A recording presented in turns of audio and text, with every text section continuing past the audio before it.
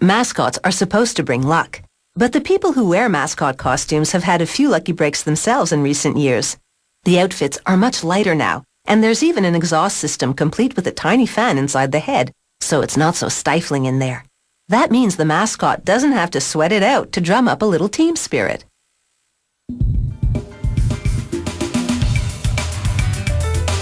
This dinosaur mascot for the Lung Association is part of a new breed. The mascot costume has evolved into something with real creature comforts. To make this dinosaur, they sketch him out.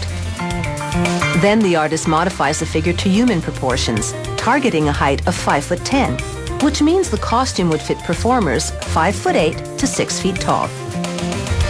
The artist designs huge eyes and a very extravagant mouth, and not just for creative reasons. The large openings will give the mascot performer room to see and to breathe through screens. Now, a sculptor carves big pieces of lightweight, uncrushable foam. With a utility knife, he shapes the dinosaur's head based on the design pattern.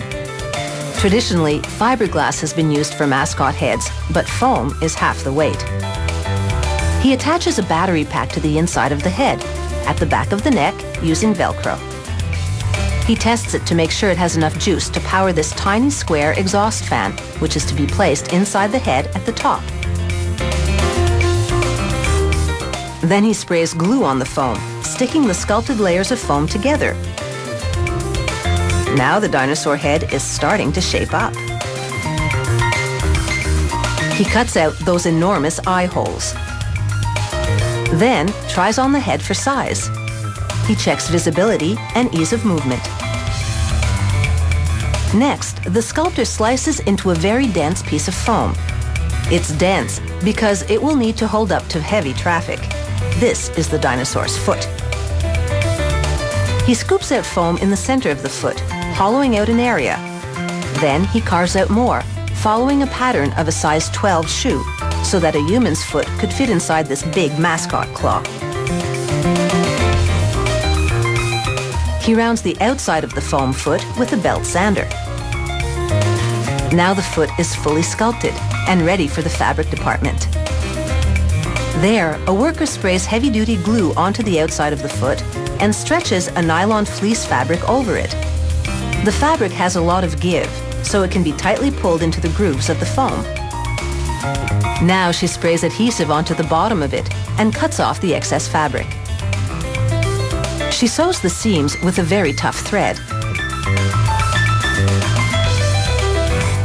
Then a worker glues a rugged rubber sole onto the bottom of the dinosaur foot. This is a toenail, made of nylon stuffed with polyfill. It takes 3 hours to make a foot. Now it's back to the other end. He glues an eye onto the mascot head. The eye is made of breathable nylon stretched over a plastic frame. Another worker sews on a horn, which is made of fabric-covered foam. Then she stitches on the nostrils. And now the mascot has some expression. But there's one more step. He glues a white nylon screen over the mouth and sticks black fabric strips over it to give the mascot its smile.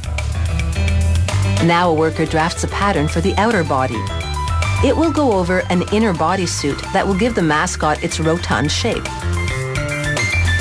She cuts the liner fabric for the outer body, following the pattern, and then follows the same pattern for the outside fleece. She sews 3 layers, fleece, foam, and liner, all together. This serger machine cuts off excess fabric as it sews and binds the edges.